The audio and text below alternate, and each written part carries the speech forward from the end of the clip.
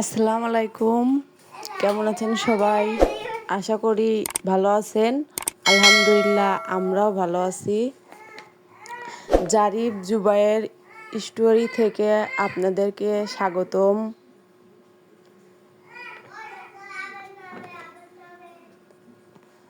জারিফ, কি করছো বাবা?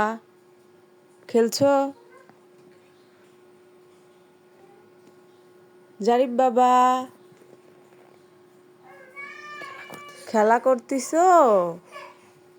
কি দিয়ে খেলা করো? গাড়ি দিয়ে? জারিফ বাবা কি করে?